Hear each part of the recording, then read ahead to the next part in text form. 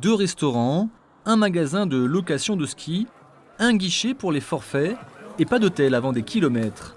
Un service minimaliste pour les amoureux de la glisse, sans fioritures. La petite station Ordino Arcadis en Andorre. 30 km de piste et plus de 100 canons à neige pour assurer la saison. Ça nous permet de garantir le début de saison fin novembre, toutes les années, et de la garantir jusqu'à fin avril. Nous, cette année, nous fermerons le 28 avril, et si tout va bien, on le fera avec les 100% des pistes ouvertes. Des canons à neige et une trentaine de remontées mécaniques en tout genre. Télécabine dernier cri, télésiège, téléski. Au final, des besoins électriques importants. Du coup, une petite centrale hydroélectrique a été installée pour compenser les besoins de la station. L'eau, captée plus haut dans la montagne, fait tourner une turbine qui va générer du courant en 400 volts, puis transformer en 20 000 volts. Ici, on a le transformateur élévateur, c'est-à-dire une fois l'électricité est produite en 400 volts par l'alternateur, il élève la tension à 20 000 volts et elle est injectée sur un réseau 100% souterrain à 20 000 volts. Une centrale d'une puissance d'environ 500 kW. Enfin, tout dépend du débit du cours d'eau. En ce moment, le constat en sortie de centrale montre une production bien plus faible. Maintenant, on doit être dans l'ordre des 13 litres seconde à peu près. Non, là, on est très faible production. On est à 150 kW. Toutefois, sur l'ensemble de l'année, la centrale produira 2 GWh, soit environ l'équivalent des besoins énergétiques des remontées mécaniques et des canons à neige. Il a fallu 1400 mètres de canalisation entre la centrale et la source d'eau, une canalisation enterrée qui passe sous cette piste, puis sous la route.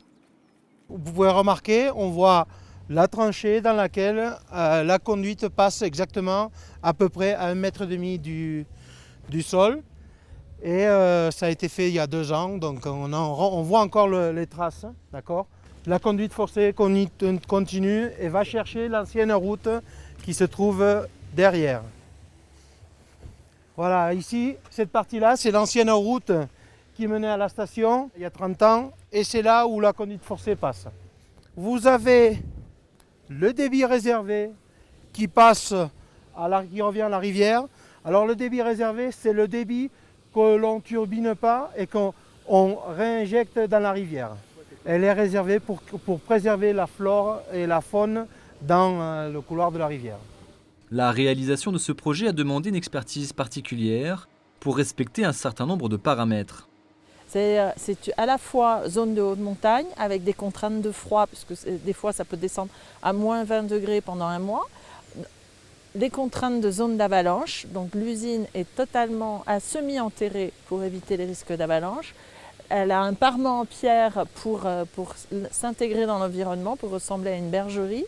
Et donc voilà, ça c'était le challenge. Ensuite, il a fallu construire au mieux et concevoir au mieux l'usine pour rentrer dans une enveloppe de prix.